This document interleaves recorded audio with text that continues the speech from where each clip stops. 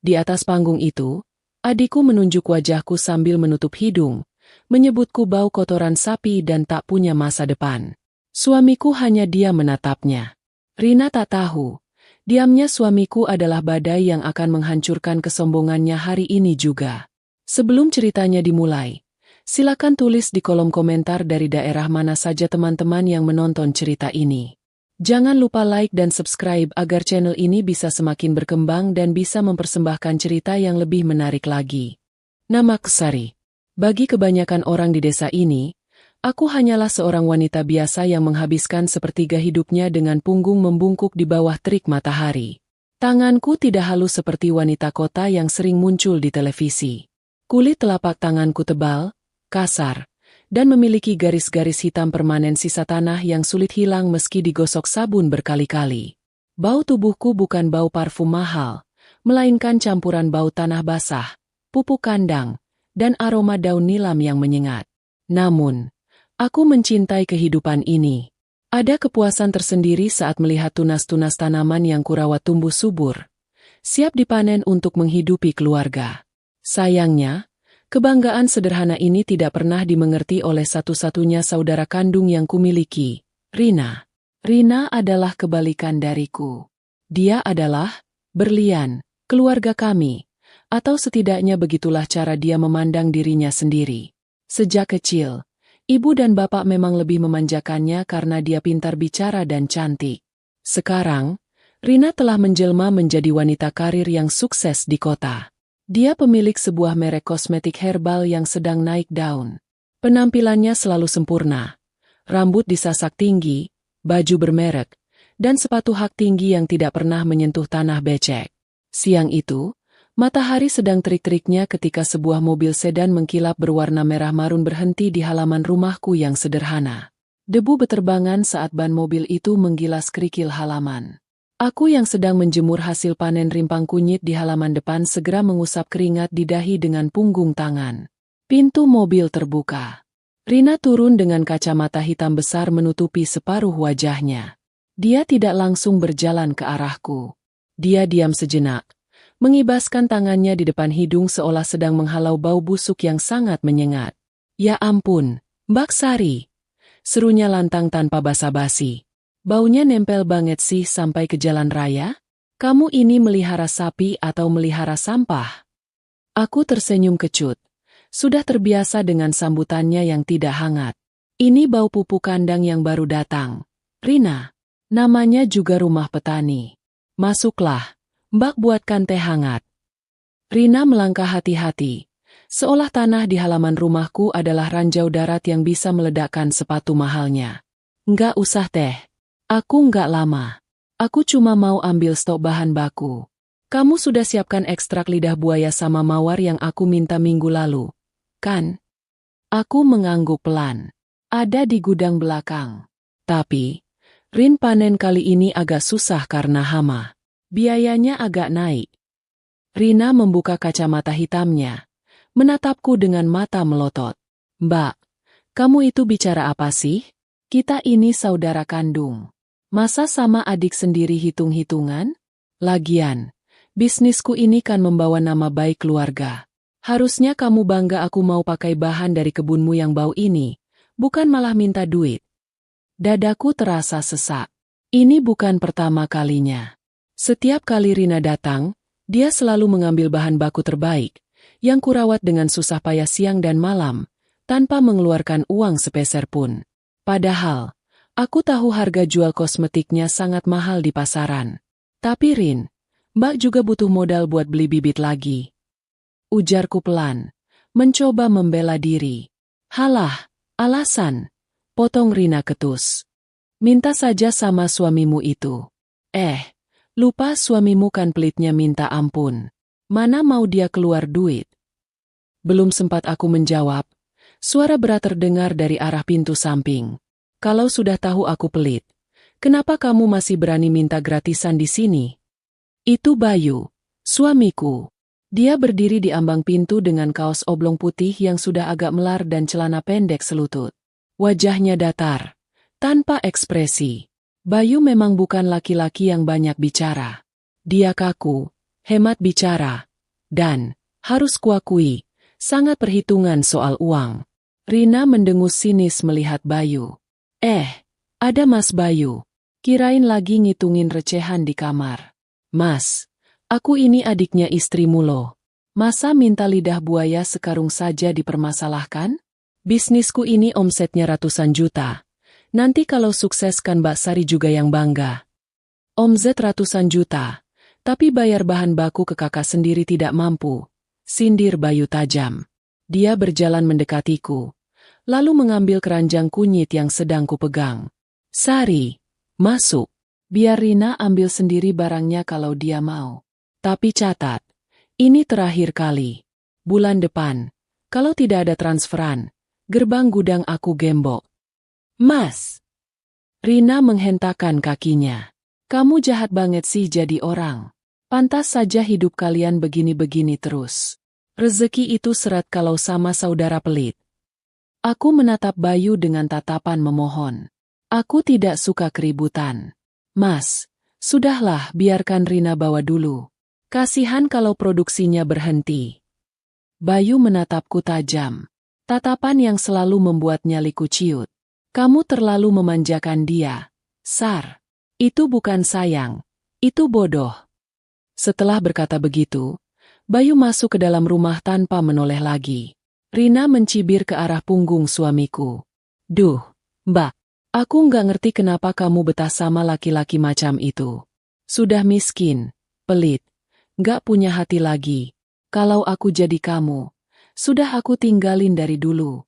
Cari yang kaya, yang bisa bikin kamu glowing, bukan yang bikin kamu dekil kayak gini. Kata-kata Rina menusuk ulu hatiku. Sejujurnya, kadang aku pun merasa lelah.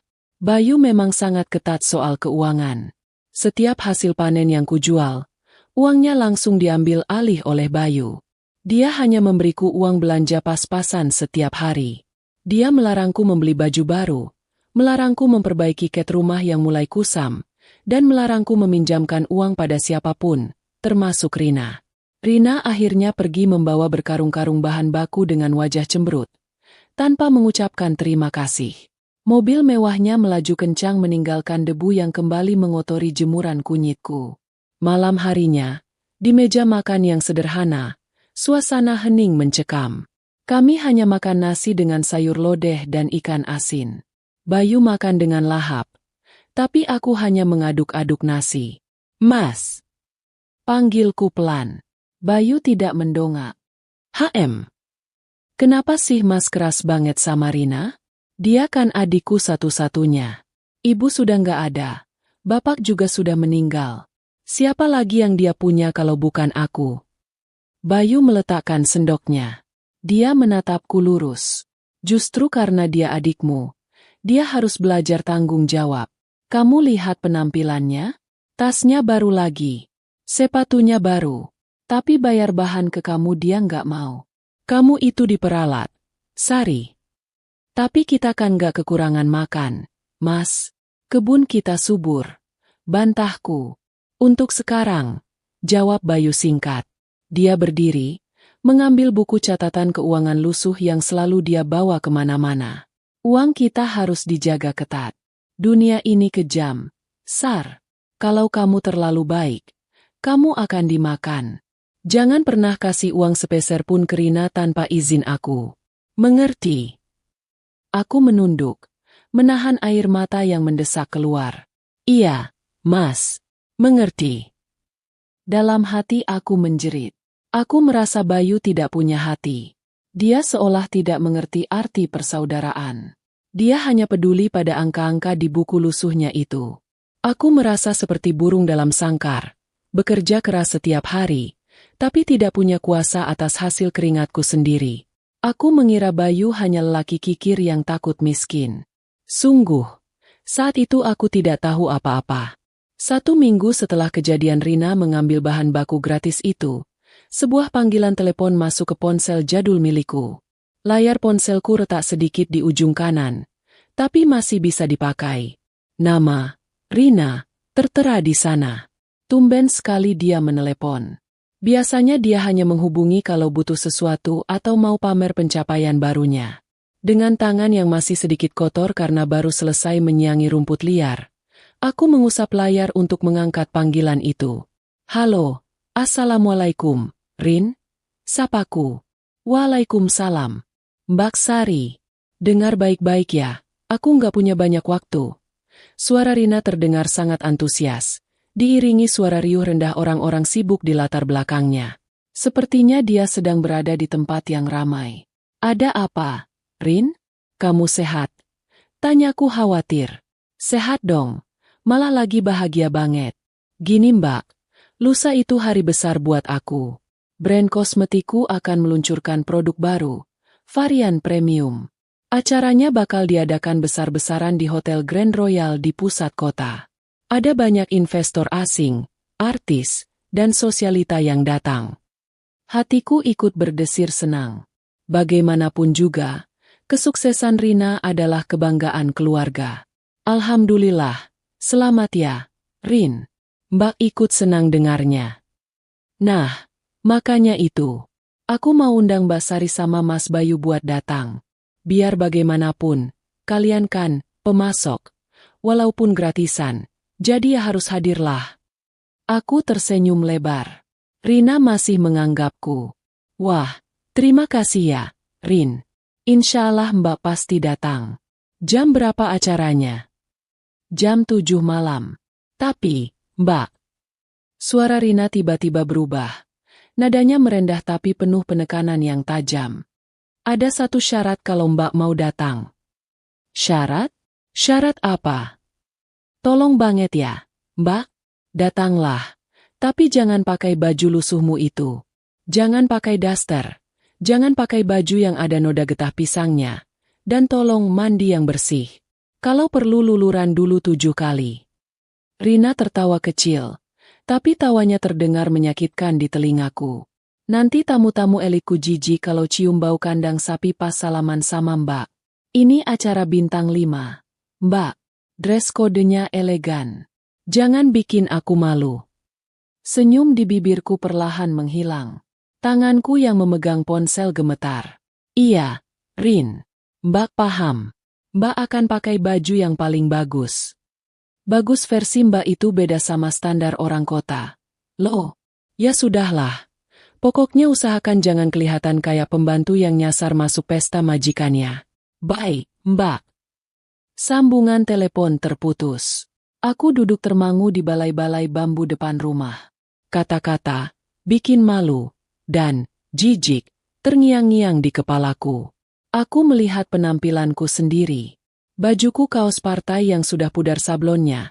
Celana kolor longgar yang nyaman. Memang jauh dari kata elegan. Aku bergegas masuk ke kamar, membuka lemari kayu tua yang engselnya sudah berbunyi berdecit. Aku membolak-balik tumpukan bajuku. Isinya hanya daster, kaos harian, dan beberapa batik lama peninggalan ibu yang warnanya sudah kusam.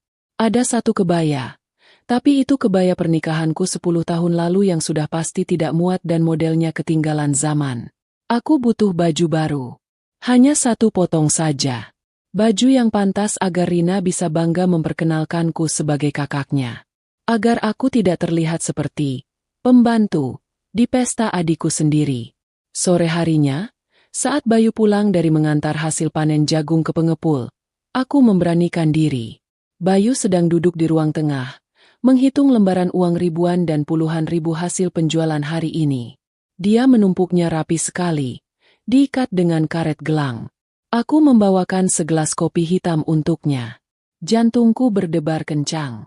Meminta uang pada Bayu lebih menakutkan daripada menghadapi hama wereng. Mas. Aku duduk di sebelahnya. Bayu menyesap kopinya. Matanya masih fokus pada uang di meja. Kenapa? Gas habis. Bukan. Mas, lusa Rina mau mengadakan pesta peluncuran produknya di hotel mewah. Kita diundang. Bayu mendengus pelan. Oh, pergi saja kalau mau. Tapi aku malas kalau harus ketemu orang-orang sombong temannya Rina. Rina minta kita berdua datang. Mas, katanya penting. Dan, dia minta aku pakai baju yang bagus. Dress kodenya elegan. Aku menelan ludah. memberanikan diri ke inti pembicaraan.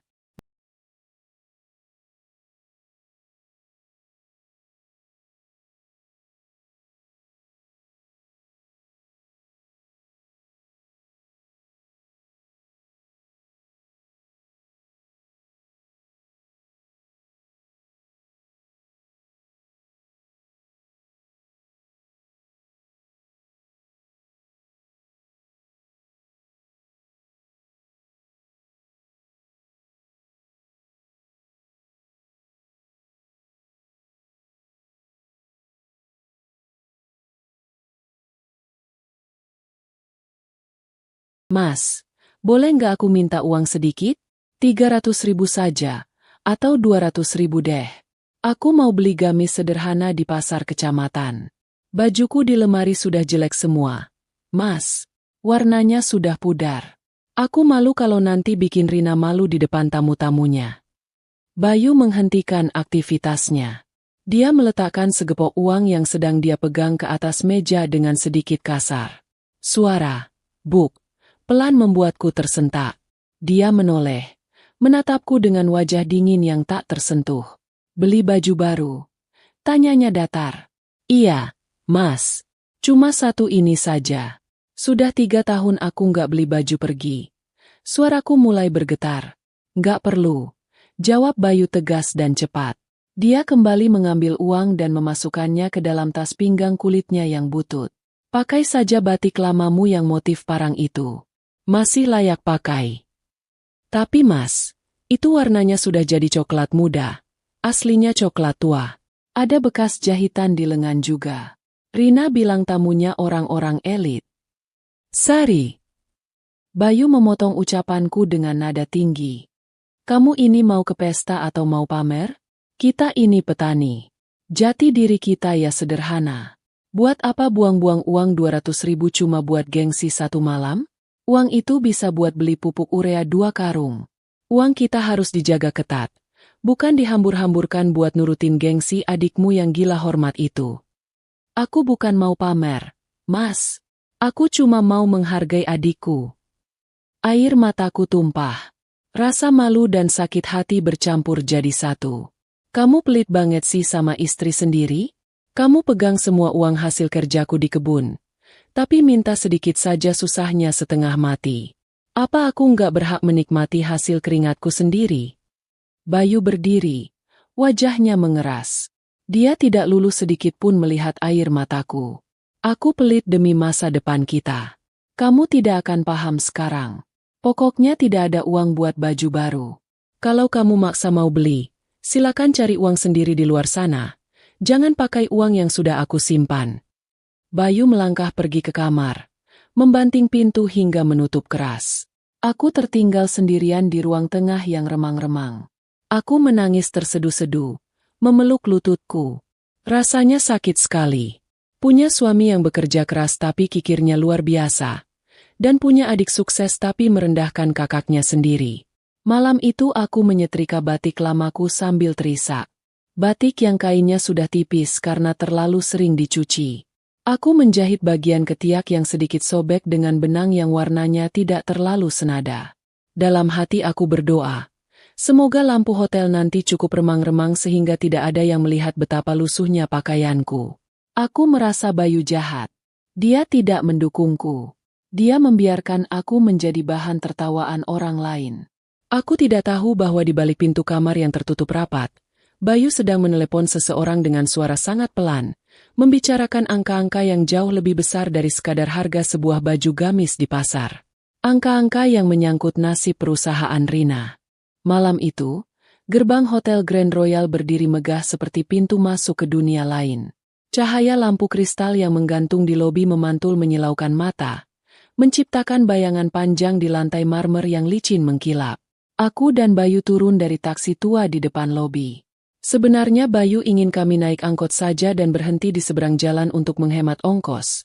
Tapi aku memohon agar setidaknya kami turun di lobi supaya tidak terlalu terlihat menyedihkan. Bayu menurut, meski sepanjang jalan dia terus menggerutu soal argometer taksi yang menurutnya berjalan terlalu cepat. Sudah, jangan nunduk terus. Tegakkan kepalamu. Bisik Bayu di telingaku saat kami berjalan melewati pintu kaca otomatis yang terbuka sendiri. Aku mencoba menuruti perintahnya, tapi rasanya sulit. Di sekeliling kami, tamu-tamu undangan mulai berdatangan. Mobil-mobil mewah berderet menurunkan penumpang. Wanita-wanita dengan gaun malam berbahan sutra, satin, dan brokat mahal melenggang anggun. Wangi parfum mereka semerbak, bercampur dengan aroma AC hotel yang dingin dan steril. Aku mengeratkan peganganku pada lengan Bayu. Malam ini, aku mengenakan batik coklat tua peninggalan ibu. Motif parangnya klasik dan cantik, tapi warnanya yang sudah memudar tak bisa berbohong soal usianya. Di bawah cahaya lampu hotel yang terang benderang, serat-serat kain yang mulai menipis di bagian lengan terlihat jelas.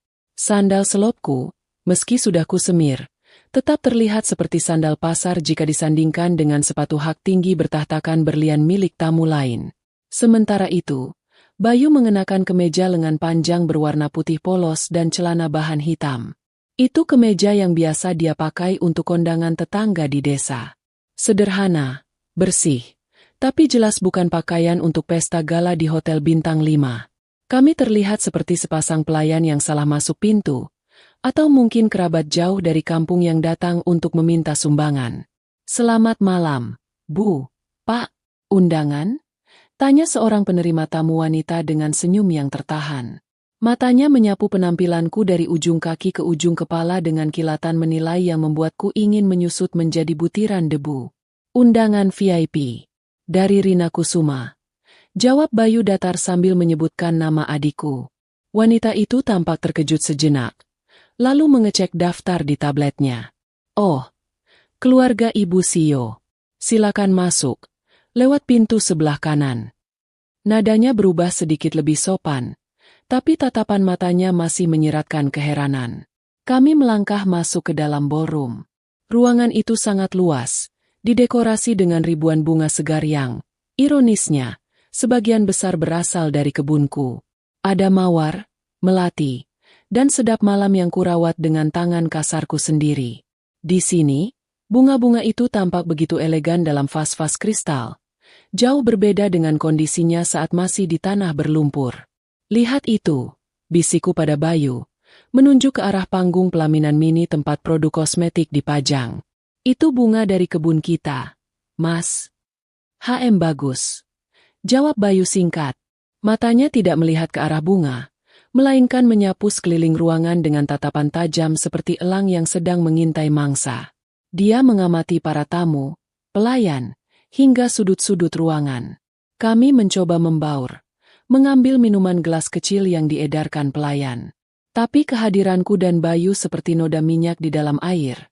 Kami tidak bisa menyatu. Setiap kali kami berjalan melewati segerombolan tamu, obrolan mereka terhenti sejenak. "Siapa itu? Kok dress kodenya beda sendiri?" Aku mendengar bisikan seorang wanita bersanggul tinggi tak jauh dariku. "Mungkin staf kebersihan yang belum ganti baju," sahut temannya sambil terkikik kecil di balik kipas tangannya. "Hus, jangan keras-keras." "Tapi iya sih, bau minyak angin. Salah masuk gedung kali ya? Harusnya ke balai desa, bukan ke ballroom hotel." Wajahku panas. Telingaku berdengung. Aku ingin lari pulang, kembali ke kebun jagungku yang sepi dan damai. Di sana, tidak ada yang menghina bajuku. Di sana, tanaman-tanamanku tidak pernah menatapku dengan jijik. "Mas, kita pulang saja yuk," bisikku gemetar. "Aku nggak kuat." Bayu menoleh, menatap mataku yang sudah berkaca-kaca. Untuk pertama kalinya malam itu, wajah kaku Bayu sedikit melunak. Tangan kasarnya yang biasa memegang cangkul kini menggenggam tanganku erat. Hangat dan kasar, tapi memberikan kekuatan yang aneh. "Jangan bodoh," katanya pelan namun tegas. "Kamu yang menanam bahan baku yang membuat pesta ini ada. Kamu lebih berhak ada di sini daripada mereka semua yang cuma bisa pakai bedak tebal." "Berdiri tegak, Sari," kata-kata Bayu menohokku. Benar juga. Tanpa lidah buaya dan mawar dari kebunku, botol-botol kosmetik cantik di depan sana hanya akan berisi air biasa. Aku menarik napas panjang, Mencoba meminjam sedikit keberanian dari suamiku yang anehnya terlihat sangat tenang di tengah situasi yang mengintimidasi ini. Bayu tidak terlihat minder sedikit pun. Dia berdiri tegak dengan kemeja murahannya, menatap balik orang-orang yang mencibir kami dengan tatapan dingin yang membuat mereka salah tingkah dan membuang muka. Tiba-tiba, lampu ruangan meredup. Musik orkestra yang megah bergemuruh. Lampu sorot mengarah ke panggung utama. Hadirin sekalian, sambutlah bintang kita malam ini, CEO Rina Beauty Care, Ibu Rina Kusuma. Suara MC menggelegar, tepuk tangan membahana. Dari balik tirai bludru merah, Rina muncul. Dia tampak luar biasa cantik. Gaun merah menyala membalut tubuhnya, dengan kalung berlian berkilauan di lehernya. Dia melambai seperti ratu sejagat. Senyumnya merekah sempurna. Semua orang memujanya. Aku pun ikut bertepuk tangan dengan bangga. Itu adikku. Adik kecilku yang dulu sering menangis minta digendong saat kami di sawah. Kini menjadi ratu di kota besar. Tapi aku tidak tahu bahwa di balik senyum manis itu, Rina sudah menyiapkan panggung lain untukku. Panggung yang bukan untuk memujiku, melainkan untuk menginjakku. Rina mengambil mikrofon. Suaranya terdengar renyah dan berwibawa memenuhi ruangan. Dia mulai bercerita tentang filosofi produknya, tentang alam, tentang kemurnian bahan-bahan organik.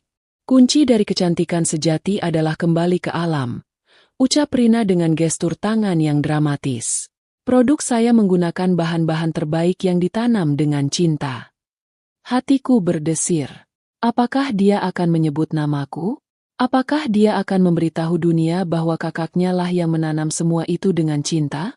Mataku berbinar saat Rina tiba-tiba menatap ke arah kerumunan. Matanya mencari-cari sesuatu. Lalu, tatapannya terkunci padaku. Dia tersenyum lebar. Dan malam ini, saya kedatangan tamu yang sangat spesial. Seseorang yang menjadi saksi perjalanan hidup saya dari nol. Seseorang yang mengingatkan saya untuk selalu bersyukur. Ucap Rina. Suasana hening. Semua mata mengikuti arah pandang Rina. Lampu sorot tiba-tiba bergerak menyapu ruangan dan berhenti tepat di wajahku. Aku silau. Refleks menutup mata sejenak dengan tangan. Tolong beri tepuk tangan untuk kakak kandung saya. Mbak Sari. Mbak, Mas Bayu. Ayo naik ke panggung. Jantungku seperti mau copot. Aku menoleh ke arah Bayu. Wajahnya tetap datar. Tapi dia mengangguk kecil. Ayo, katanya. Dengan kaki gemetar. Aku berjalan menuju panggung.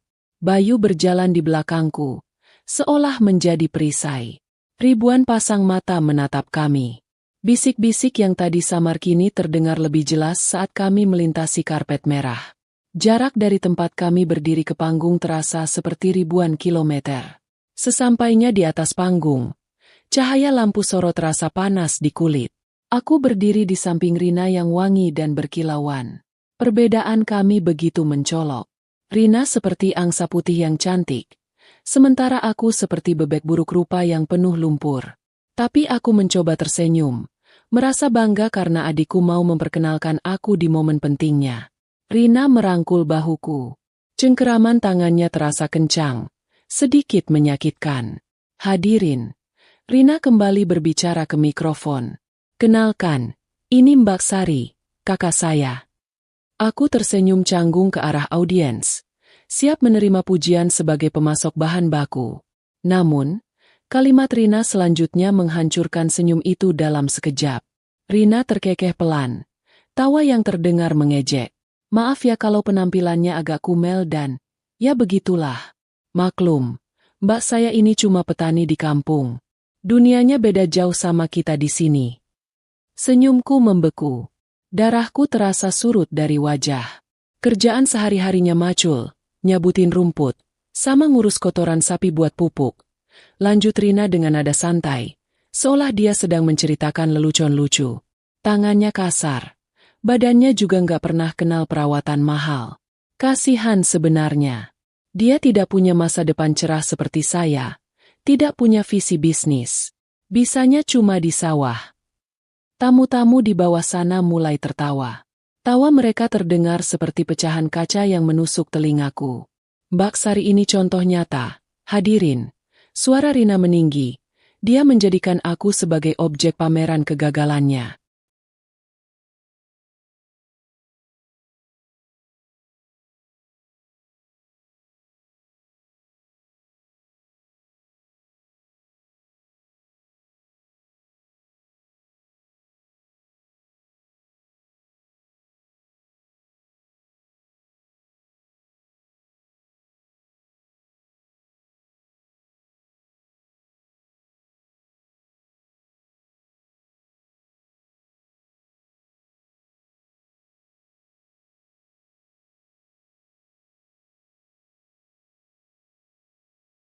Contoh bahwa kalau kita tidak mau belajar dan tidak mau maju, kita akan berakhir seperti ini. Lusuh, tua sebelum waktunya, dan hidup pas-pasan. Tapi ya, namanya juga saudara kandung. Sebagai adik yang sukses, saya harus tetap mengasihani dia, kan? Saya sering kasih dia pekerjaan kecil-kecilan supaya dapurnya tetap ngebul. Aku terpaku. Lidahku keluh. Mataku terasa panas dan perih. Air mata yang kutahan sekuat tenaga akhirnya menetes jatuh membasahi pipi. Dia tidak mengakui aku sebagai mitra bisnis.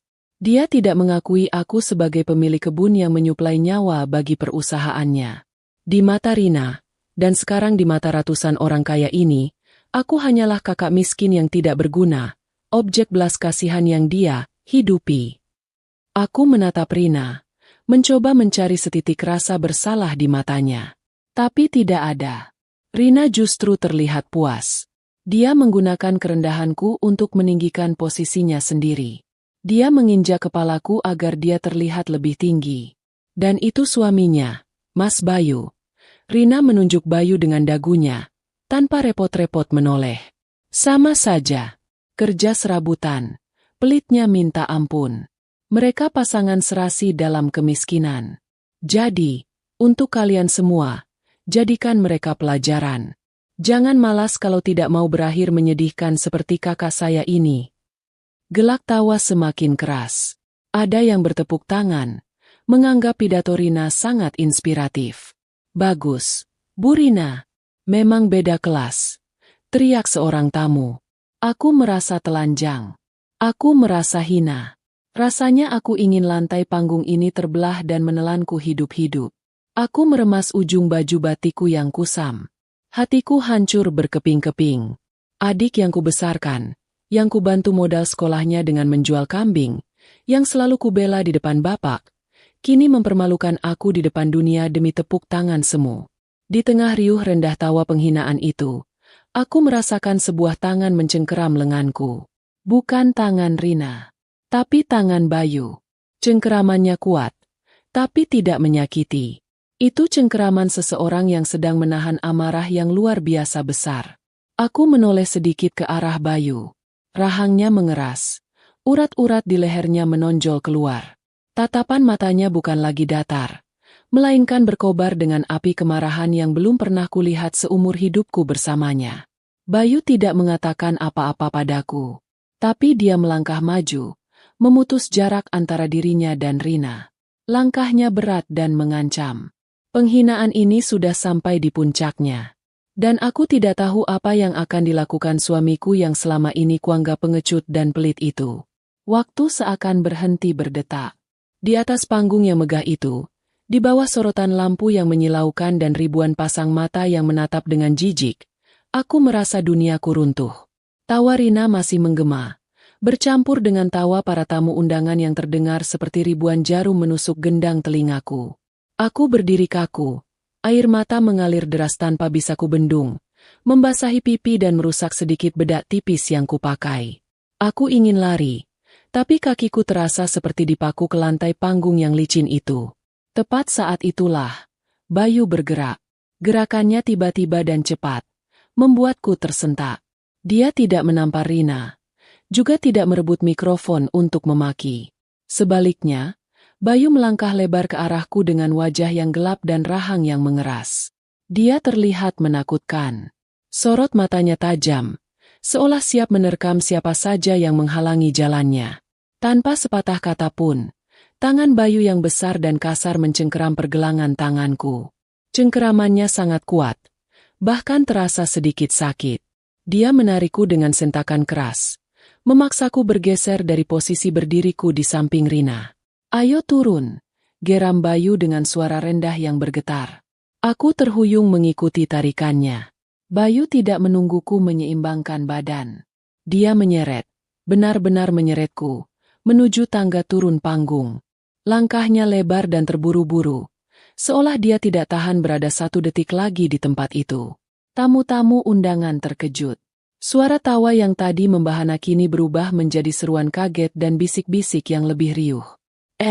Kasar banget itu suaminya," seru seorang ibu-ibu di barisan depan sambil menutup mulutnya dengan kipas tangan. "Ya ampun, main tarik saja kayak narik sapi.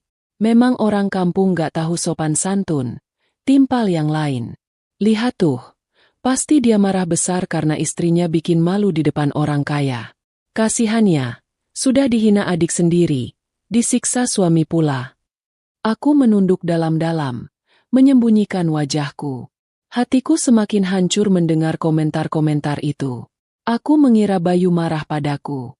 Aku mengira dia kecewa karena aku bersikeras datang ke sini dengan baju lusuh dan akhirnya malah menjadi bahan tertawaan. "Maafkan aku, Mas," jeritku dalam hati. "Aku salah. Harusnya aku nurut sama kamu buat nggak usah datang." Rina, yang masih berdiri di tengah panggung dengan mikrofon di tangan, justru memanfaatkan momen itu untuk semakin menyudutkan kami. Dia tertawa renyah, geleng-geleng kepala dengan gaya yang dibuat-buat seolah dia prihatin. "Tuh kan, hadirin sekalian bisa lihat sendiri," ucap Rina lantang. Suaranya memenuhi seluruh ballroom. Suaminya saja malu punya istri dekil seperti itu. Sampai ditarik paksa begitu. Memang watak orang rendahan itu kasar, tidak bisa menghargai wanita. Beda sekali dengan pria-pria sukses di ruangan ini yang lembut dan berpendidikan. Tawa kembali pecah. Kali ini lebih mengejek. Rina tersenyum puas, merasa menang di atas penderitaanku. Bayu tidak peduli. Dia tidak menoleh sedikit pun ke arah Rina atau para tamu. Dia terus menarikku menuruni anak tangga panggung dengan langkah hentak yang keras. Rasanya seperti perjalanan terpanjang dalam hidupku. Setiap langkah menuruni panggung terasa seperti palu godam yang menghantam harga diriku. Begitu kami sampai di lantai dasar, Bayu tidak berhenti. Dia terus menarikku membelah kerumunan orang, menuju ke sudut ruangan yang agak gelap, di balik pilar besar yang jauh dari sorotan lampu utama. Di sana sepi. Hanya ada beberapa pelayan yang sedang menata piring kotor. Bayu akhirnya melepaskan cengkeramannya. Dia membalikan badannya, berdiri membelakangiku. Napasnya terdengar memburu naik turun. Punggungnya yang lebar terlihat tegang di balik kemeja putih murahannya. Aku berdiri gemetar di belakangnya, memegangi pergelangan tanganku yang sedikit merah bekas cengkeramannya tadi. Air mataku masih menetes. Aku takut. Aku takut Bayu akan memarahiku. Aku takut dia akan bilang, "Sudah kubilang jangan datang." Atau lebih parah lagi, dia akan meninggalkanku di sini. "Mas!" Panggilku lirih. Suaraku parau karena tangis. "Maafkan aku, Mas. Aku cuma mau bikin Rina senang. Aku nggak tahu bakal begini." Bayu diam saja. Keheningan itu membunuhku. "Jangan marah, Mas. Nanti aku kumpulkan uang lagi buat ganti ongkos taksi kita." Lanjutku terbata-bata, mencoba meredakan amarah yang kuduga sedang meledak di kepalanya. Perlahan, Bayu berbalik. Dan saat aku melihat wajahnya, aku tertegun. Amarah yang tadi kulihat di panggung sudah hilang. Wajah keras itu kini luluh.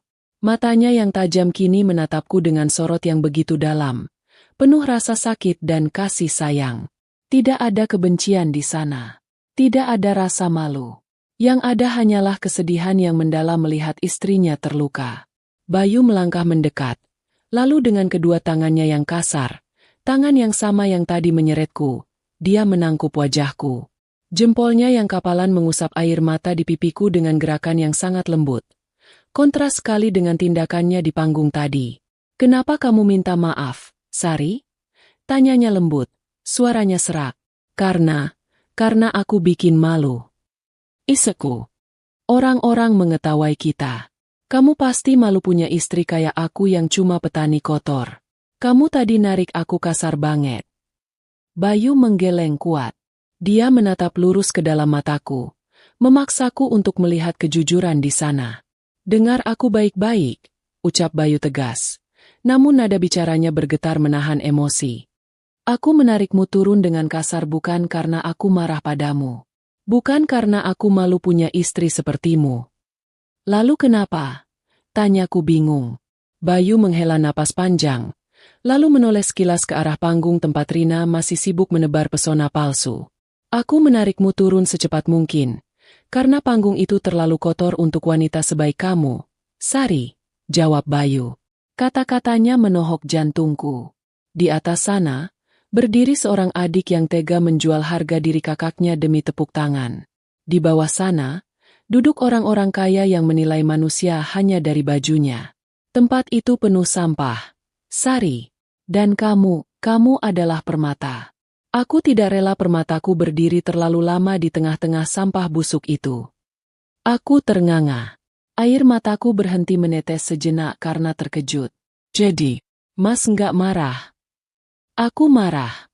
Marah sekali, jawab Bayu. Matanya kembali berkilat tajam. Tapi bukan padamu. Aku marah pada Rina. Aku marah pada diriku sendiri karena membiarkan kamu dihina. Bayu meraih tanganku, mencium punggung tanganku yang kasar dan berbekas tanah itu dengan takzim. Tangan ini, tangan yang Rina bilang kasar dan menjijikan ini, adalah tangan yang memberinya makan sejak kecil. Tangan ini yang menyekolahkan dia. Tangan ini lebih mulia daripada tangan Rina yang halus tapi penuh tipu daya. Hatiku yang tadi remuk redam perlahan terasa hangat. Ternyata aku salah menilai. Ternyata, di balik sikap diam dan pelitnya selama ini, Bayu melihat segalanya. Dia menghargaiku lebih dari yang kuduga. Hapus air matamu, perintah Bayu sambil merapikan rambutku yang sedikit berantakan. Tegakkan kepalamu. Jangan biarkan mereka melihatmu menangis lagi. Malam ini belum berakhir, Sari. Dan aku pastikan, air matamu ini akan dibayar mahal oleh Rina. Maksud Mas apa? Tanyaku heran. Kita pulang saja yuk, Mas. Aku sudah nggak mau di sini. Bayu menggeleng. Senyum tipis yang misterius terukir di bibirnya. Senyum yang belum pernah kulihat sebelumnya. Senyum seorang pemenang yang memegang kartu as. Belum waktunya pulang. Pertunjukan yang sebenarnya baru akan dimulai. Kamu percaya sama aku? Tanya Bayu. Aku menatap mata suamiku. Mata itu penuh keyakinan. Meskipun aku tidak mengerti apa yang bisa dilakukan oleh petani miskin seperti kami melawan pengusaha kaya seperti Rina, entah kenapa, rasa percaya itu tumbuh. Aku mengangguk pelan. Aku percaya, Mas. Bayu merangkul pundakku erat. Bagus. Sekarang, kita tonton dari sini. Lihat baik-baik panggung itu. Kami berdiri di dalam bayang-bayang pilar, jauh dari keramaian, menatap ke arah panggung yang gemerlap. Di sana, Rina sedang tertawa lebar, mengangkat gelas wine-nya untuk bersulang dengan para investor. Dia terlihat di puncak dunia. Dia tidak tahu bahwa pondasi pijakannya sedang retak dan siap runtuh menimpanya. Suasana pesta semakin meriah. Musik jazz mengalun lembut. Pelayan-pelayan hilir mudik membawa nampan berisi canape mewah. Rina terlihat sibuk berbasa-basi dengan seorang pria tua berjas abu-abu yang duduk di meja VVIP paling depan. Pria itu adalah Pak Handoko, investor utama yang menyuntikkan dana miliaran rupiah untuk pabrik kosmetik Rina. Rina terlihat sangat menjilat, tertawa pada setiap lelucon tidak lucu yang dilontarkan pria tua itu. Produk baru ini akan meledak di pasaran, Pak Handoko. Saya jamin. Samar-samar aku mendengar suara Rina lewat pengeras suara yang masih menyala. Bahan bakunya adalah bunga emas organik, varietas langka yang hanya bisa tumbuh di tanah vulkanik tertentu. Dan saya sudah mengamankan suplai eksklusifnya. Bagus, bagus. Jawab Pak Handoko. Suaranya terdengar berat dan puas. Asal suplainya lancar. Saya siap tambah modal 2 kali lipat malam ini juga. Rina berbinar-binar. Tentu saja lancar, Pak. Pemasoknya kan sudah di tangan saya. Tepat saat Rina hendak mengangkat gelas untuk bersulang merayakan kesepakatan itu,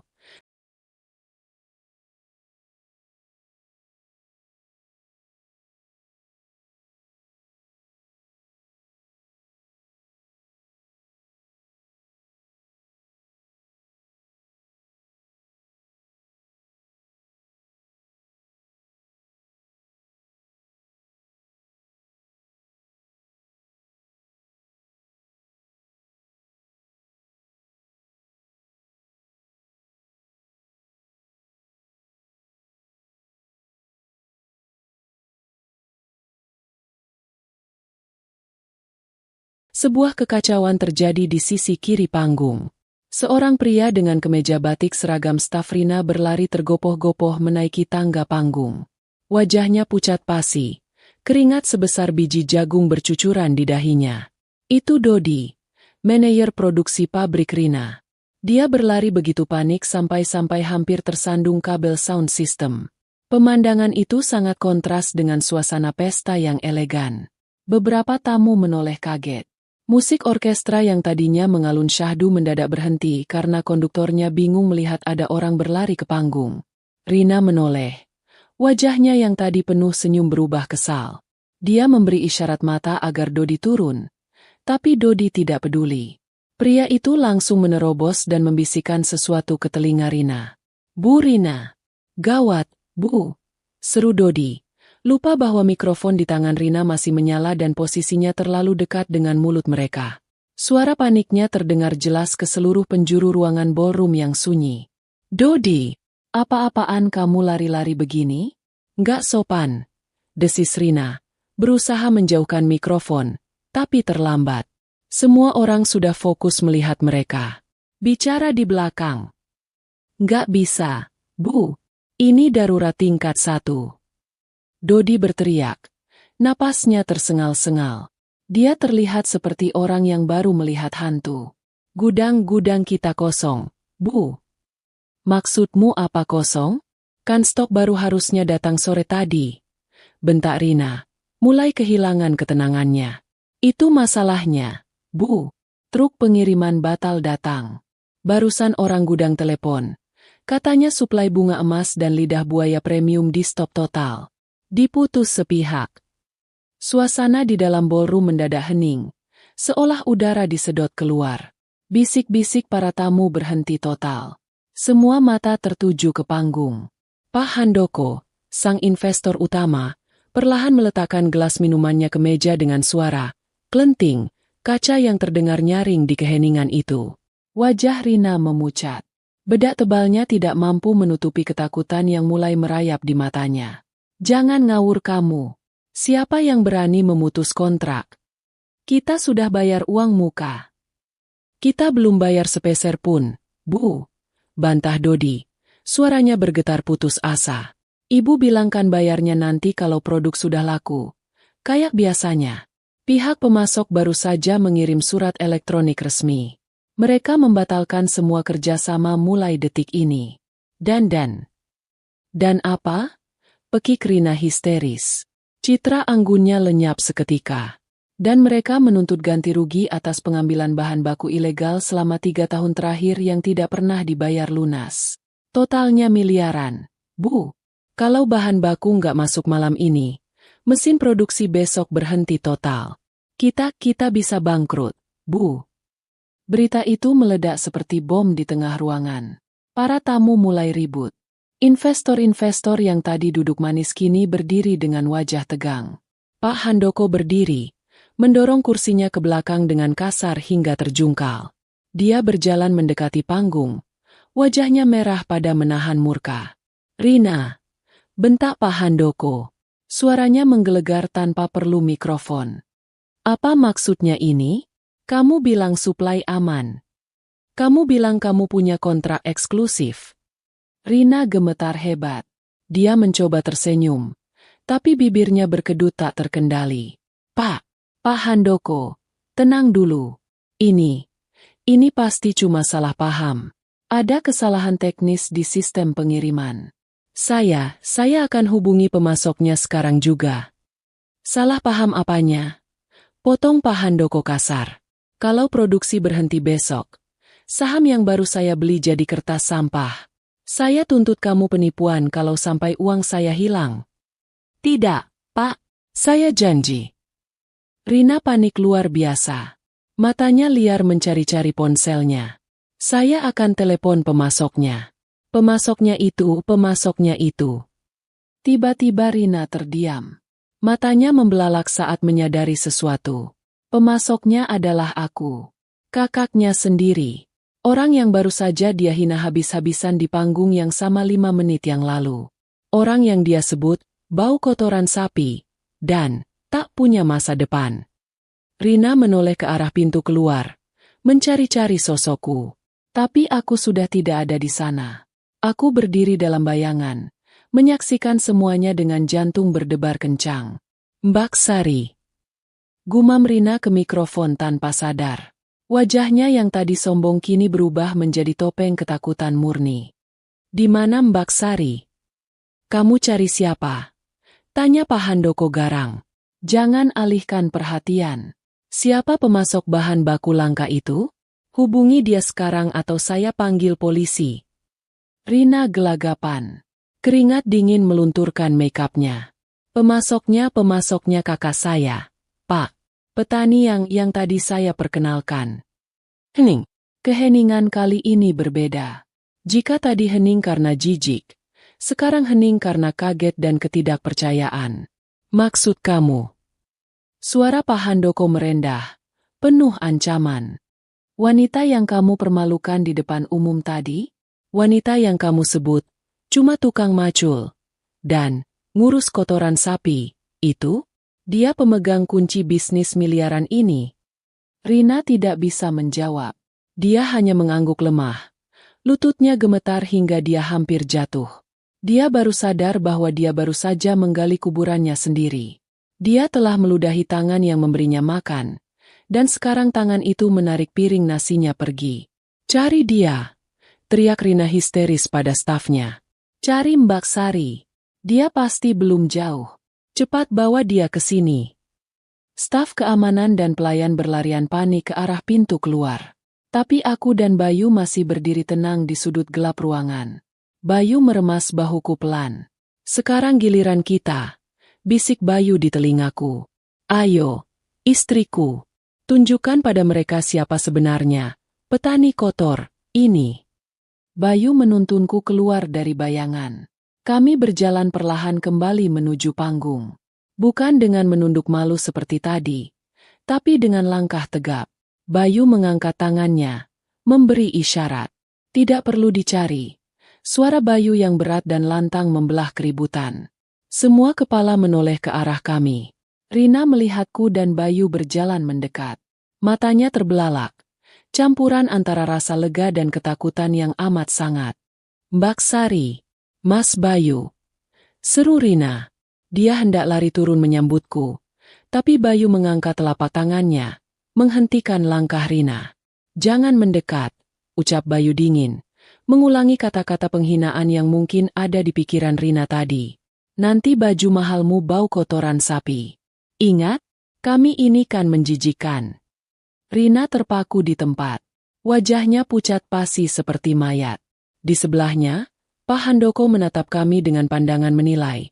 Kali ini tanpa rasa jijik, melainkan dengan rasa ingin tahu yang besar. Situasi berbalik 180 derajat. Sang ratu pesta kini berdiri gemetar di panggung. Sementara si petani kotor dan suami pelit kini memegang kendali atas nasib semua orang di ruangan itu. Suasana ballroom yang tadinya penuh dengan aroma parfum mahal dan dengungan percakapan sopan, kini berubah mencekam seperti ruang sidang pengadilan. Ratusan mata memandang kami, aku dan Bayu, yang berjalan perlahan membelah kerumunan. Tidak ada lagi bisik-bisik yang menghina bajuku. Tidak ada lagi tawa yang mengejek kemeja murah Bayu. Yang ada hanya tatapan penuh tanda tanya dan ketegangan yang menyesakkan dada. Rina berdiri terpaku di atas panggung. Tangannya gemetar memegang mikrofon yang sudah basah oleh keringat dinginnya. Wajahnya yang tadi bersinar karena sorotan lampu, kini terlihat pucat pasi seperti kain mori. Dia menatapku bukan sebagai kakaknya, tapi sebagai satu-satunya pelampung penyelamat di tengah lautan badai yang dia ciptakan sendiri. Bayu berjalan di depanku. Langkahnya tenang namun penuh otoritas. Dia tidak menunduk lagi. Punggungnya tegak. Aura kepemimpinan yang selama ini tersembunyi di balik kaos oblong dan cangkul di ladang, kini memancar keluar dengan begitu kuat. Sesampainya di tepi panggung, Bayu tidak perlu meminta izin. Dia menaiki tangga dengan santai, lalu berdiri tepat di hadapan Rina. Rina mundur selangkah, ketakutan melihat tatapan tajam suamiku. Tanpa berkata apa-apa, Bayu mengulurkan tangannya, meminta mikrofon. Rina, yang biasanya dominan dan sombong, menyerahkan benda itu dengan patuh seperti kerbau dicocok hidung. Bayu memegang mikrofon itu, mengetuknya pelan sekali. Tes, tes. Suara ketukan itu menggema ke seluruh ruangan, membuat semua orang menahan napas. Selamat malam, bapak-bapak dan ibu-ibu yang terhormat. Suara Bayu terdengar berat, tenang, dan sangat berwibawa. Jauh berbeda dari Citra, suami kasar, yang tadi diteriakkan Rina. Maaf mengganggu pesta megah ini. Saya hanya ingin meluruskan satu hal kecil yang sepertinya terlewatkan oleh Ibu Rina yang sukses ini. Bayu menoleh ke arah Pak Handoko, investor utama yang masih berdiri dengan wajah merah padam di bawah panggung. Pak Handoko, benar? Tanya Bayu sopan. Ya. Saya Handoko, jawab pria tua itu dengan nada curiga. Kamu siapa sebenarnya? Apa hubunganmu dengan kekacauan suplai ini? Bayu tersenyum tipis. Dia merangkul bahuku, menarikku mendekat ke sisinya di tengah panggung. Perkenalkan ulang. Tadi istri saya diperkenalkan sebagai petani kotor, tukang macul, dan pemelihara kotoran sapi. Itu semua benar. Tidak ada yang salah dengan deskripsi itu. Aku menunduk sedikit, merasa malu diingatkan kembali akan penghinaan itu. Tapi Bayu mempererat rangkulannya, memberiku kekuatan. Tapi, lanjut Bayu, suaranya meninggi sedikit. Ada satu gelar yang lupa disebutkan oleh adik ipar saya yang terhormat ini. Istri saya, Sari, bukan sekadar petani biasa. Dia adalah pemilik Tunggal Sari Organic Farm, satu-satunya perkebunan di provinsi ini yang memegang sertifikat internasional EcoCert untuk budidaya Golden Chamomile atau bunga emas, bahan baku utama yang menjadi nyawa dari produk kosmetik Rina Beauty Care. Ruangan itu meledak dengan suara kaget. Hah! Sertifikat internasional. Rina tersentak kaget. Matanya melolot menatap Bayu. Ka, kamu tahu dari mana soal sertifikat itu? Itu kan cuma kertas. Cuma kertas? Potong Bayu cepat, menatap Rina dengan tatapan membunuh. Kertas itu yang membuat produkmu bisa dijual mahal. Rina, tanpa sertifikat organik dari kebun sari, kosmetikmu tidak bisa melabeli diri sebagai produk premium. Tanpa bunga dari kebun sari yang memiliki kadar minyak atsiri tertinggi di Indonesia, krim wajahmu itu cuma adonan tepung dan air. Bayu kembali menatap para hadirin. Bapak ibu sekalian, kalian mungkin jijik melihat tangan istri saya yang kasar dan hitam. Kalian mungkin tertawa melihat bajunya yang lusuh. Tapi ketahuilah, tangan kasar inilah yang merawat tanaman-tanaman itu siang malam, menjaga kualitas tanah tanpa bahan kimia sedikit pun, demi memastikan wajah-wajah mulus kalian tetap aman. Kalian menghina prosesnya, tapi memuja hasilnya. Dan Rina. Bayu menunjuk adikku tepat di wajahnya. Kamu adalah yang terburuk. Kamu menghisap darah kakakmu sendiri, mengambil hasil panen terbaiknya secara gratis bertahun-tahun, lalu membuangnya seperti sampah di depan teman-teman kayamu. Pak Handoko maju mendekat ke bibir panggung, menatap Rina dengan berang. Rina, apa benar itu? Kamu bilang kebun itu milik perusahaanmu. Kamu bilang kamu yang mengelola standarnya. Rina tergagap. Keringat bercucuran deras melunturkan maskaranya. Pak Handoko, dengarkan dulu. Memang itu kebun kakak saya. Tapi kan kami keluarga. Itu sama saja milik saya. Saya bisa atur. Tidak bisa, sela Bayu tegas. Mulai detik ini, Sari Organic Farm memutuskan hubungan kerjasama dengan Rina Beauty Care. Tidak akan ada lagi satu helai pun daun, atau satu tetes pun ekstrak bunga yang keluar dari gerbang kebun kami menuju pabrikmu. Silakan cari pemasok lain. Oh, tunggu. Tidak ada pemasok lain yang bisa menanam varietas itu di tanah vulkanik selain istri saya, kan? Lutut Rina lemas. Dia ambruk terduduk di lantai panggung. Gaun merah mahalnya menyapu lantai yang kotor. Tapi dia tidak peduli lagi. Dunianya baru saja runtuh. Tanpa bahan baku dari kebunku. Pabriknya hanyalah gedung kosong yang memproduksi botol hampa.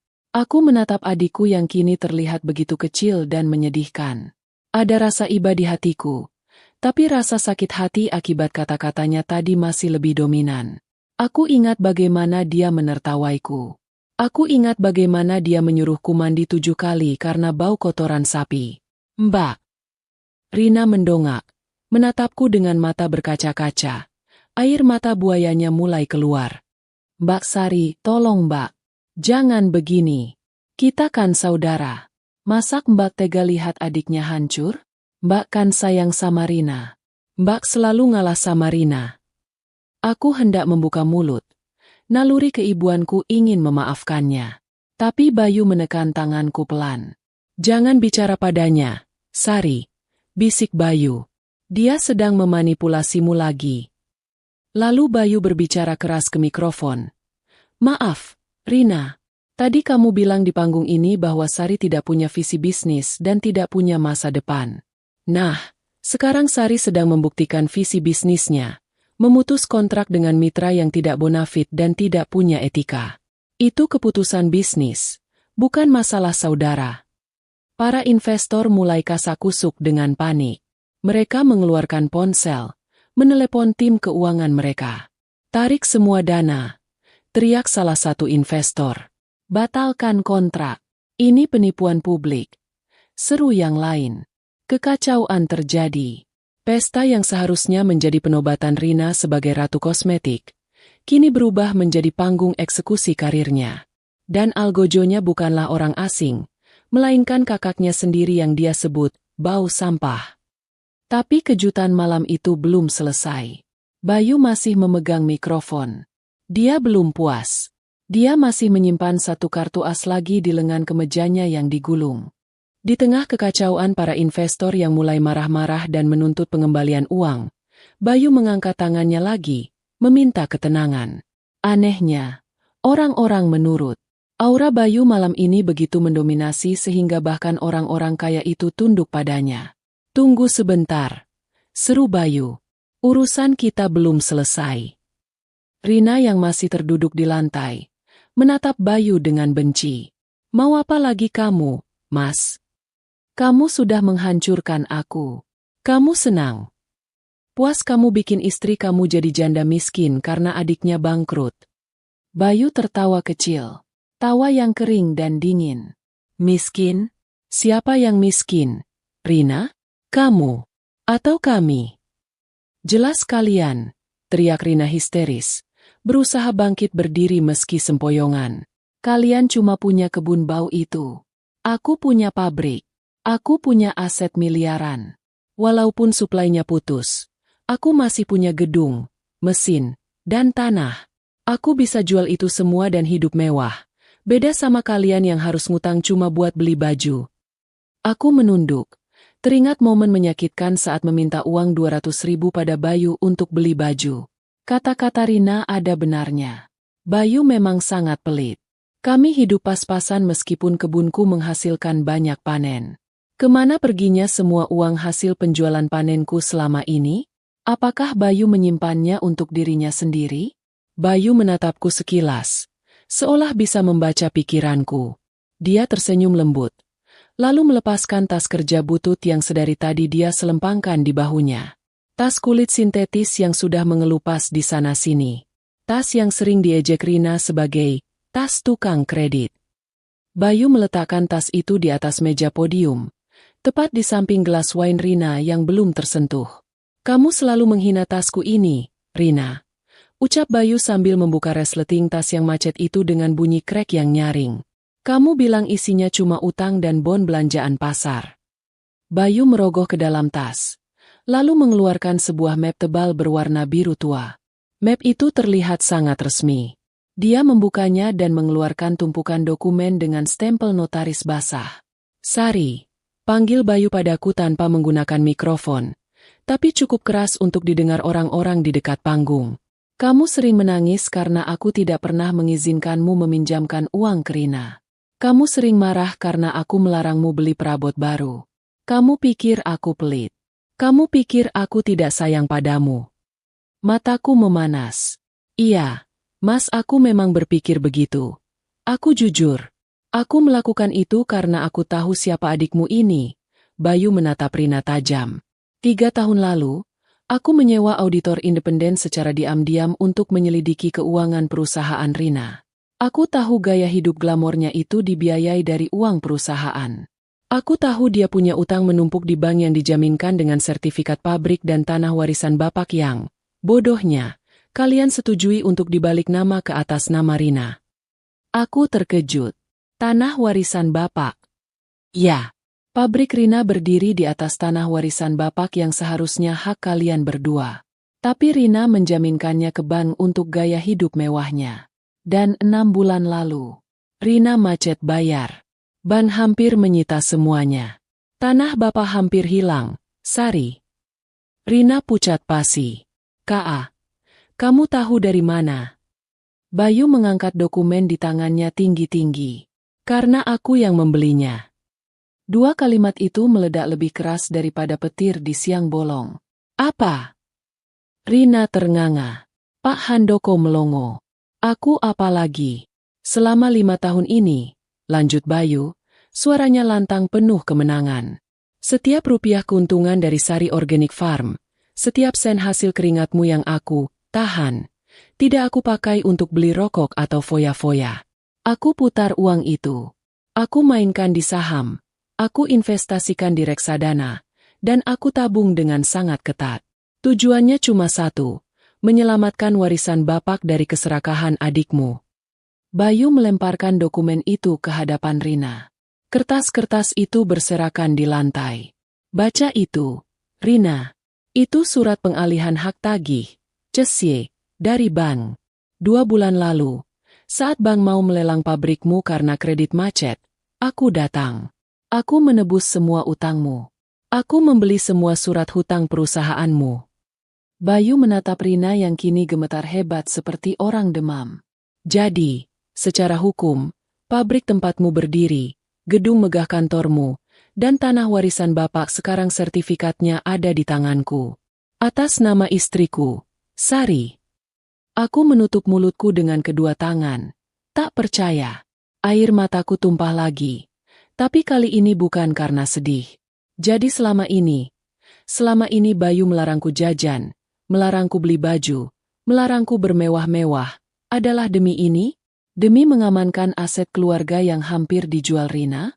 "Kamu bohong," jerit Rina histeris, menyambar kertas-kertas di lantai. Dia membaca lembar demi lembar dengan mata liar. Tangannya meremas kertas itu. "Nggak mungkin.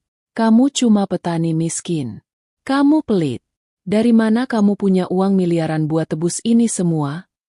"Dari hasil kotoran sapi yang kamu hina," jawab Bayu dingin. "Dan dari kecerdasan finansial yang tidak kamu miliki. Kamu sibuk beli tas branded supaya terlihat kaya. Aku sibuk membeli asetmu supaya kami benar-benar kaya." Bayu melangkah maju, membungkuk sedikit ke arah wajah Rina yang basah oleh air mata keputusasaan. "Aku bukan orang jahat, Rina. Aku cuma manajer keuangan istriku yang sangat protektif. Aku melarang Sari memberimu uang tunai, karena aku tahu kamu korupsi. Uang itu akan habis sia-sia buat beli sepatu. Jadi, aku amankan uang istriku. Aku biarkan kamu merasa di atas angin, sampai kamu jatuh sendiri ke dalam lubang utangmu. Dan saat itu terjadi, aku ada di sana untuk menangkap asetnya, bukan menangkapmu." Bayu berdiri tegak, merapikan kemeja putihnya yang sederhana. Dia menoleh ke arah Pak Handoko dan para investor yang masih terpaku bisu. "Jadi, bapak-bapak investor," ujar Bayu santai, Pemilik pabrik dan tanah operasional Rina Beauty Care yang sebenarnya sekarang adalah istri saya, Sari. Rina di sini hanyalah penyewa yang sudah menunggak sewa dan CEO yang gagal bayar utang. Silakan putuskan. Kalian mau berbisnis dengan siapa? Dengan penipu yang kosmetiknya tanpa bahan baku dan pabriknya bukan miliknya? Atau dengan pemilik sah bahan baku dan pemilik aset pabrik? Pak Handoko menatap Rina dengan jijik, lalu beralih menatapku dan Bayu dengan pandangan penuh hormat. Dia mengangguk perlahan. Saya rasa pilihannya jelas, gumam Pak Handoko. Aku menatap Bayu. Suamiku, laki-laki yang kukira tidak punya hati itu. Malam ini, di mataku, dia terlihat lebih gagah daripada pangeran manapun. Dia tidak memberiku baju emas, tapi dia memberiku mahkota harga diri yang tidak ternilai harganya. Dia membiarkan dirinya dianggap pelit dan miskin selama bertahun-tahun, hanya untuk menjaga agar aku tidak kehilangan segalanya karena ulah adikku sendiri. Mas, bisikku, meremas tangannya. Bayu menoleh, senyumnya tulus dan hangat. Maaf ya bajumu jelek malam ini. Tapi janji, besok kita beli satu toko baju kalau kamu mau. Uang kita masih sisa banyak. Aku tertawa di sela tangisku. Aku nggak butuh baju, Mas. Aku cuma butuh kamu. Di bawah kaki kami, Rina menangis meraung-raung, meratapi nasibnya yang berbalik 180 derajat dalam hitungan menit. Tapi tidak ada yang menolongnya. Tidak ada yang peduli. Karena malam ini, lumpur di tanganku telah terbukti lebih berharga daripada berlian palsu di lehernya. Keheningan di dalam ballroom Hotel Grand Royal malam itu terasa begitu berat. Seolah udara telah berubah menjadi timah. Kertas-kertas dokumen yang dilemparkan Bayu masih berserakan di lantai panggung, menjadi saksi bisu kejatuhan seorang ratu pesta yang kini bersimpuh tak berdaya. Rina, adikku yang selalu tampil sempurna bak porselen, kini terlihat retak di segala sisi. Bayu mundur selangkah, memberiku ruang. Dia tidak mendominasi panggung lagi. Dengan tatapan lembut yang menenangkan, dia mengangguk ke arahku, seolah berkata, "Ini panggungmu sekarang, Sari. Akhiri ini." Aku menarik napas panjang. Udara AC hotel yang dingin menusuk kulitku yang hanya berbalut kebaya tipis, tapi anehnya, ada api hangat yang menyala di dadaku. Rasa takut, rasa minder, dan rasa malu yang tadi menghantuiku saat pertama kali menginjakan kaki di tempat ini, kini lenyap tak berbekas. Aku bukan lagi Sari si petani kotor yang salah masuk pesta. Aku adalah Sari, pemilik tanah tempat adikku berpijak, dan pemilik napas bagi bisnis yang dia banggakan. Aku melangkah maju, mendekati Rina yang masih terisak sambil memunguti kertas-kertas aset itu dengan tangan gemetar. "Berdiri, Rin," ucapku pelan. Suaraku tidak menggelegar seperti Bayu, tapi terdengar tegas lewat pengeras suara yang masih aktif. Rina mendongak. Wajahnya kacau balau. Maskara hitam luntur membasahi pipinya yang tadi glowing, menciptakan jejak air mata hitam yang mengerikan. Dia menatapku dengan campuran rasa takut dan harapan kosong. Mbak Sari." Isaknya, suaranya parau. Dia mencoba meraih ujung kain batiku, kain yang tadi dia hina sebagai kain lepel. "Mbak, tolong aku. Bilang sama Mas Bayu. Jangan ambil pabrikku. Ini hidupku. Mbak, aku bisa mati kalau miskin." Aku memandang tangan adikku yang mencengkeram kain batikku. Tangan itu halus, terawat, dengan kuku-kuku yang dipoles cantik. Sangat berbeda dengan tanganku yang kasar dan penuh goresan luka. Dulu, setiap kali dia meminta sesuatu dengan nada memelas seperti ini, aku akan luluh. Aku akan memberinya uang saku. Aku akan memberinya hasil panen. Aku akan membelanya di depan Bapak. Tapi malam ini, ingatan tentang penghinaannya terlalu menyakitkan. Kata-katanya yang menyebutku, bau kotoran sapi, dan memalukan, masih berdengung jelas di telingaku. Aku melepaskan cengkeraman tangannya dari kainku dengan perlahan tapi pasti. "Rina," kataku, memandang lurus ke matanya. Kemudian aku beralih menatap para tamu undangan, investor, dan sosialita yang masih terpaku menonton drama keluarga ini. "Dan Bapak Ibu sekalian yang terhormat, Aku mengangkat tanganku, memperlihatkan telapak tanganku yang kasar ke hadapan semua orang. Adik saya benar. Tangan ini kasar. Tangan ini kotor. Setiap hari, tangan ini bergulat dengan tanah, pupuk kandang, dan lumpur sawah. Bau tubuh saya mungkin tidak seharum parfum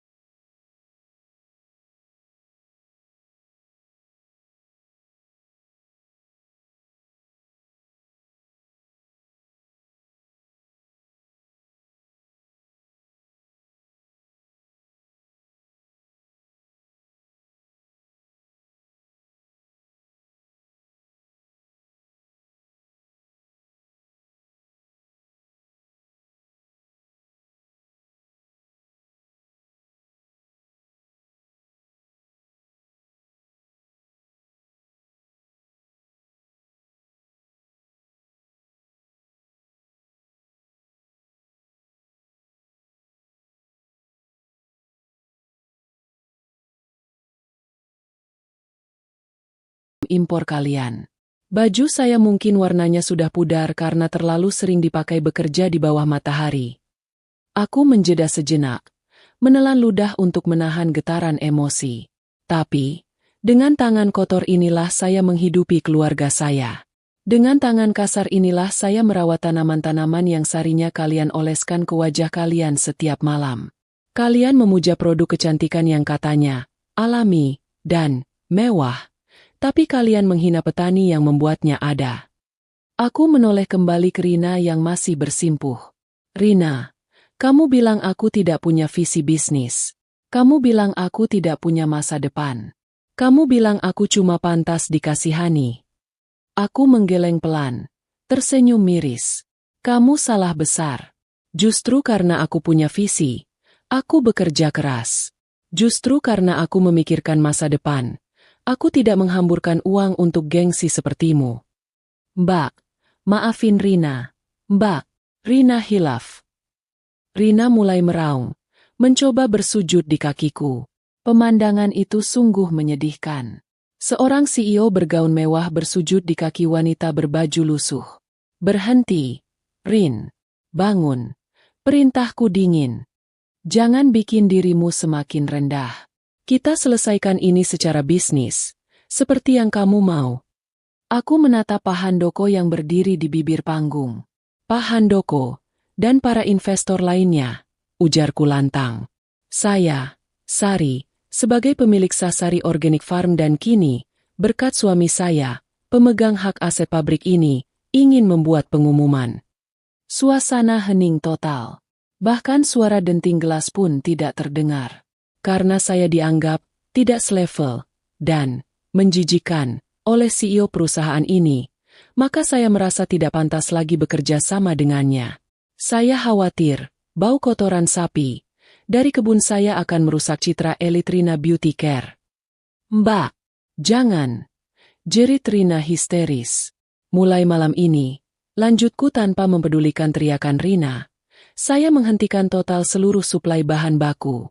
Tidak akan ada lagi bunga emas, tidak ada lagi lidah buaya, tidak ada lagi nilam. Silakan Rina cari petani lain yang lebih wangi dan lebih elit, kalau memang ada. Dan soal pabrik, aku melirik Bayu. Suamiku mengangguk, memberiku kuasa penuh. Gedung pabrik dan tanah yang berdiri di atas warisan Bapak. Karena sekarang sertifikatnya sudah ditebus oleh suami saya dari bank, maka statusnya adalah milik kami. Rina, saya memberimu waktu 1 minggu untuk mengosongkan ruangan kerjamu. Saya dan Bayu akan mengambil alih manajemen aset. Kami akan merombak ulang semuanya, termasuk siapa yang berhak memimpin di sana. Keputusan itu jatuh bagaikan vonis mati. Rina terkulai lemas. Wajahnya menatap kosong ke lantai. Harapannya musnah. Tameng kesombongannya hancur berkeping-keping. Pak Handoko tiba-tiba bertepuk tangan. 1 tepukan, 2 tepukan, lalu diikuti oleh tepuk tangan meriah dari seluruh tamu undangan. Mereka bukan bertepuk tangan untuk Rina, tapi untukku. Untuk keadilan yang akhirnya ditegakkan. Keputusan yang tepat, Bu Sari, seru Pak Handoko lantang. Saya tarik semua investasi saya dari manajemen Rina. Tapi kalau Ibu dan Pak Bayu berniat membangun ulang bisnis ini dengan manajemen baru yang lebih jujur, kartu nama saya ada di meja. Aku mengangguk hormat pada Pak Handoko. Terima kasih, Pak. Kami akan pertimbangkan. Aku berbalik membelakangi Rina. Tidak ada lagi yang perlu dibicarakan. Air mataku sudah kering. Rasa sakit hatiku sudah terbayar lunas. Bukan dengan amarah yang meledak-ledak, tapi dengan ketenangan yang menghanyutkan. Bayu merangkul bahuku erat. Ayo pulang, istriku. Sudah malam. Besok kita harus ke kebun lagi. Ayo, Mas. Jawabku. Kami menuruni panggung dengan langkah ringan. Kali ini, kerumunan tamu membelah memberi jalan. Tidak ada tatapan jijik. Mereka menatap kami dengan segan. Bahkan ada beberapa yang menunduk hormat. Wanita-wanita bersanggul tinggi yang tadi mengejekku, kini tersenyum canggung, takut kalau-kalau aku mendengar bisikan mereka sebelumnya. Saat kami mencapai pintu keluar, aku sempat menoleh ke belakang sekali lagi. Di atas panggung yang megah itu, di bawah sorotan lampu yang menyilaukan, Rina duduk sendirian di tengah kemewahan yang palsu. Dia terlihat sangat kecil dan kesepian. Lumpur di tanganku telah membersihkan kepalsuan, berlian di lehernya. Dan malam ini, aku belajar bahwa kehormatan tidak terletak pada apa yang kita pakai, tapi pada apa yang kita lakukan. Pagi itu, udara desa terasa jauh lebih segar dari biasanya. Matahari terbit malu-malu dari balik bukit, menyinari hamparan kebun bunga chamomile atau bunga emas yang sedang bermekaran. Warna kuning keemasan bunga-bunga itu berkilauan ditimpa embun pagi, seolah alam sedang tersenyum menyambut kami. Sudah 3 bulan berlalu sejak malam pesta yang menggemparkan itu. Kehidupan di desa kembali berjalan tenang. Tapi ada yang berbeda. Rumah kami yang dulu sederhana, kini sedang dalam proses renovasi. Bukan menjadi istana megah yang mencolok, tapi menjadi rumah yang lebih layak dan nyaman. Atap yang bocor sudah diganti, dinding papan yang lapuk sudah diganti tembok kokoh, dan dapurku kini jauh lebih bersih dan luas. Bayu sedang duduk di teras sambil menyeruput kopi hitam dan pisang goreng buatanku. Dia tidak lagi memakai kaos oblong melar. Sekarang dia memakai kemeja batik yang rapi, meski bawahannya tetap celana kain yang nyaman. Di hadapannya, bukan lagi buku catatan lusuh yang dulu sering dia bawa, melainkan sebuah laptop modern untuk memantau pergerakan saham dan laporan keuangan pabrik. Ya, pabrik itu. Setelah insiden di hotel, Rina Beauty Care resmi dinyatakan bangkrut karena ditinggal seluruh investor dan digugat oleh vendor-vendor lain yang ternyata juga tidak dibayar. Rina kehilangan segalanya. Mobil mewahnya ditarik leasing, apartemennya disita, dan dia dikejar-kejar penagih utang. Aset pabrik dan tanah warisan bapak yang sudah diamankan Bayu, kini kami kelola ulang. Kami tidak memproduksi kosmetik sendiri karena kami sadar kami tidak punya keahlian di bidang pemasaran gaya hidup. Namun, Bayu dengan otak cerdasnya mengubah pabrik itu menjadi unit pengolahan bahan baku setengah jadi. Kami mengekstrak minyak bunga dan gel lidah buaya dengan standar internasional, lalu menjualnya ke perusahaan-perusahaan kosmetik besar lain yang lebih bonafit. Pak Handoko menepati janjinya. Dia menjadi mitra bisnis utama kami. Bisnis kami berkembang pesat, bukan karena pencitraan palsu, tapi karena kualitas asli yang kami jaga. Mas, nanti siang ada jadwal meeting sama orang dari Jakarta. Tanyaku sambil meletakkan piring berisi singkong rebus di meja. Bayu mengangguk. Matanya masih fokus ke layar laptop. Iya. Mereka mau kontrak eksklusif 5 tahun buat minyak nilam kita. Harganya bagus. Oh ya, Sar, uang bulanan sudah Mas transfer ke rekeningmu. Coba dicek. Aku tersenyum kecil, lalu mengeluarkan ponsel baruku. Hadiah dari Bayu bulan lalu. Aku mengecek saldo rekening. Angkanya membuatku pusing. Cukup untuk membeli